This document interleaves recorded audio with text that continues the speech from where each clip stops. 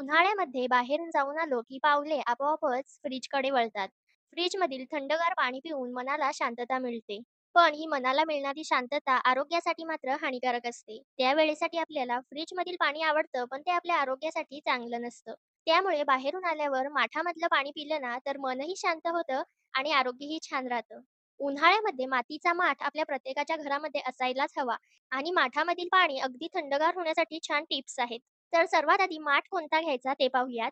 अशा पद्धतीचा लाल रंगाचा माठ किंवा काळ्या रंगाचा माठ वापरू शकता. लाल व काळ्या रंगाचा माठ पाणी पिण्यासाठी उत्तम असतात. माठ घेताना तो असा वाजवून पाहायचा. वाजवून पाहिला असा आवाज आला याचाच अर्थ माठ उत्तम आहे. मातीपासून बनवलेला माठ त्यामुळे त्याला माती तर लागलेली असतेच. त्याचबरोबर हे माठ विकण्यासाठी बाहेर ठेवलेले असतात. त्यामुळे यावर धूळ वगैरे लागलेली असतेच. आता माठ वापरण्यासाठी कसा तयार करायचा ते पाहूया.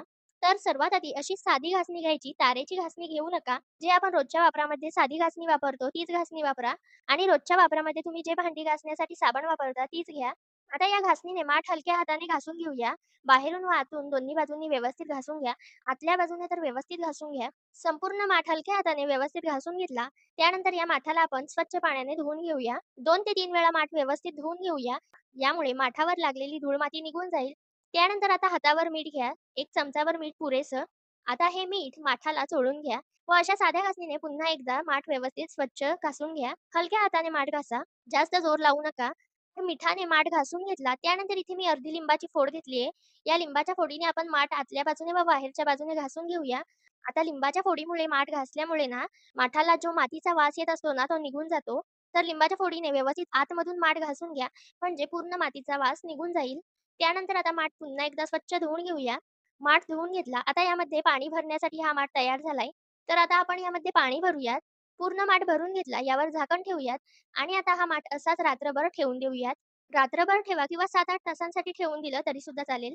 त्यानंतर दुसऱ्या दिवशी आता या माठातील पाणी काढून टाका. आता हे पाणी फेकून देण्याच्या ऐवजी तुम्ही ते झाडांना घालू शकता किंवा भांडी घासण्यासाठी सुद्धा वापरू शकता. तर असं केल्याने ना, हा माठ आपण पहिल्यांदाच पाण्याने भरला. त्यामुळे मातीचा काही वास असेल तो पाण्याबरोबर निघून जाईल. त्याचबरोबर आणखी काही मातीचे कण राहिले असतील ते सुद्धा निघून जातील. आता हे पाणी यातून काढून टाकलं. त्यानंतर आता माठ पुन्हा भरा. पुन्हा माठ भरल्यानंतर आता यावर झाकण ठेवूया आणि आता हे पाणी पिण्यासाठी योग्य आहे.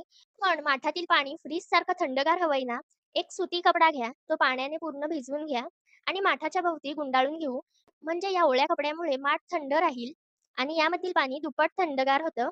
तर अशा पद्धतीने पाणी पिण्यासाठीचा माठ वापरण्यासाठी तयार झालाय. तुम्ही सुद्धा उन्हाळ्यामध्ये माठ नक्की घ्या आणि अशा पद्धतीने तो वापरण्यासाठी तयार करा.